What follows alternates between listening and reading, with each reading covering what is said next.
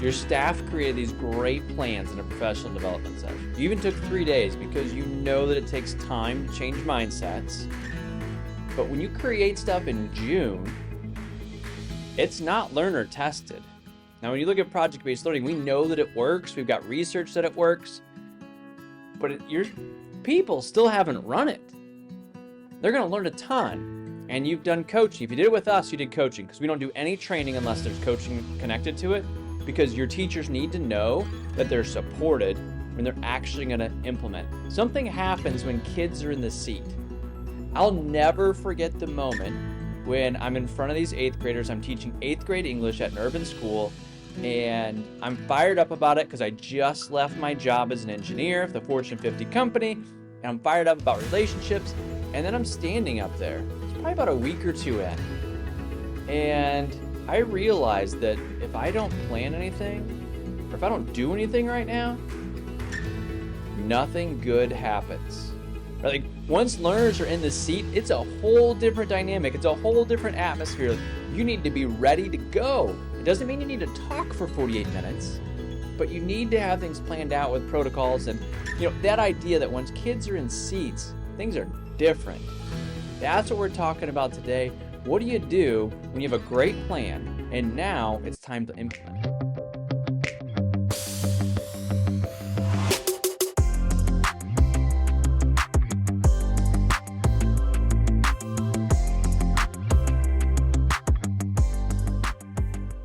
Welcome to PBL Simplified for Leaders, where we take your vision off the page and bring it to your school. I'm going to distill leadership ideas from business, education, and sports so you can up your leadership game and be the leader that your staff needs you to be. We're in the middle of a series on training to expert. If you have one of your teachers that's really excited about PBL and they went to a conference session and brought it back, they are not an expert. In fact, even if they went through one of our 3-day trainings and they're being coached, they're still not an expert yet. It's a process of becoming an expert. It's not a one and done. It's a continuous living process. So the second part for us is a PBL Advanced. And really all of your staff should go through a PBL Advanced, whether they're going to be certified or not, whether they're an innovator or a laggard, they should go through an Advanced, because that first one, that PBL Jumpstart, you planned a PBL unit, but you didn't have learners in the seats. You didn't have to actually run through it with learners. That's a whole different ballgame. Now, if you did PBL Jumpstart with us, that means you're doing coaching, because we don't do any training without coaching. Your staff needs to know that they're supported by experts. Our PBL certified coaches are going to make sure that we answer the questions of your staff. So you have to have coaching. It's so important. But then you need to do another set of training, 3-day, multi-day. We call it PBL Advanced because now you've had learners in the seats. It's so different. You've got so many more questions. You've got Community Partners 2.0. You're going to say, well, what about my curriculum map for the year? What about? Now that I've had learners in the seats, whole different ballgame.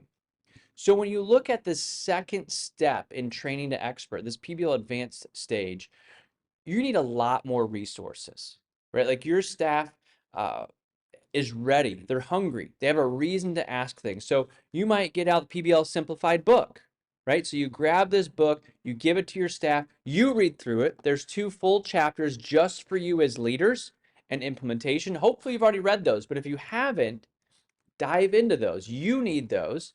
And then your staff needs something else to munch on and to pull ideas from.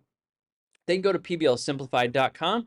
You get a whole YouTube series just for them, PBL Simplified for teachers, right? They need that now. 3 to 5 minute videos shows up in their email, and now they have different context for that, right? Because they've been through the theory of building a PBL unit, and now they're in the middle of the practice and the action of having learners. So they just want to devour resources. It's so important. And then as you're showcasing the work happening, maybe you're doing an expo in whatever grade level it is, now you're starting to build examples within your school system, and some of your teachers need that. Your innovators that are on the forefront of this work, they may not need it, but like your early and late majority, they need to see it working in your building. Not a school in Florida, not a school in Missouri, not an innovative school in Indianapolis. They need to see it working in your building. So you have to start collecting all of these different artifacts, invite people to the expo, people inside and outside of your school, so that you can start to collectively see the work that's happening and be like, wow, we've got some momentum, don't we? Wow, our learners are doing some really neat things. Our learners, not just the research, but you're seeing project-based learning work in your school. It's a really critical step because now it's not just because Ryan said or I read in this book, it's because you saw these things happening in our school. You can do a community partner breakfast, one of my favorites, and you invite the community in once a quarter, and then you share out the great things that are happening. And not just you, but your teachers, your learners. Say, here's what we did. We published a book. When you see a kindergartner say, I'm an author, and here's the book that we published, I'm an illustrator, it's powerful. And your community partner just don't always know that that's happening in your school. So you need to start to showcase those things. And eventually you'll start to have people come to you for school visits. That's super powerful. Why are these people in our building today? Well, because you're doing really innovative things and people from around the country want to see the work that you're doing. Oh, really? I thought I was just at school. No, you're doing amazing things, right? And it starts to verify from the outside the work that you all have been striving for years now. So that's where you want to be in that kind of PBL advanced area. There's kind of a switch where you move from theory to practice.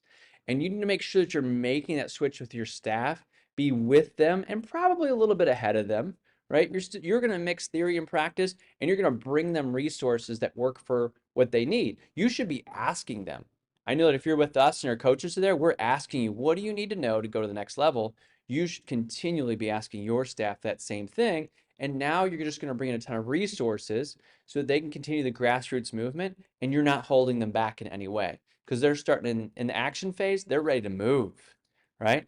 So we still have one more phase to look at and train to expert. So make sure you hit subscribe so that that video will pop up right for you in your suggestions, and hit the little bell and you'll get a really cool notification in your email, or you can go to pblsimplified.com and you can actually subscribe and these will come right to your inbox.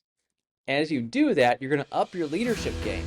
You'll engage your learners, tackle boredom, and transform your classrooms. Go lead inspired.